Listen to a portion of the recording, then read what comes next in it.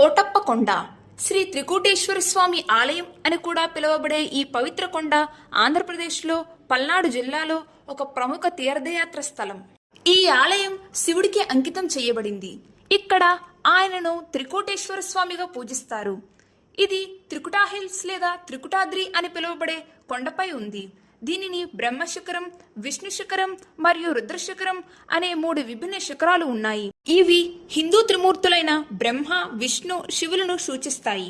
త్రికుటా hills ఈ 3 శిఖరాలు ఏ దిశ నుండి చూసినా కనిపిస్తాయి.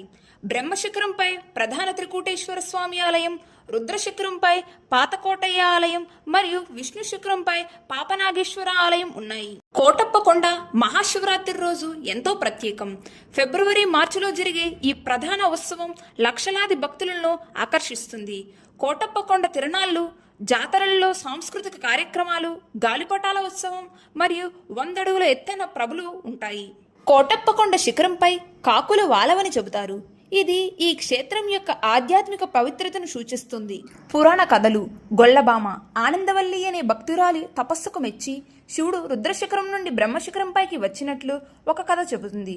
అలాగే శివుడు ఇక్కడ దక్ష యజ్ఞం తరువాత 12 ఏళ్ల బాలుడిగా దక్షిణామూర్తిగా తపస్సు చేస్తున్నట్లు మరో కథ ఉంది. వివాహాలు జరగని ఆలయం. దక్షిణామూర్తి బ్రహ్మచర్యాన్ని పాటించినందుకు ఈ ఆలయంలో వివాహాలు నిర్వహించరు. ఇది మరో ప్రత్యేక లక్షణం. కోటప్ప కొండ రోజు ఉదయం 5:30 నుండి మధ్యాహ్నం 1:30 వరకు మరియు సాయంత్రం 3 నుండి 7:30 వరకు తెరిచి ఉంటుంది.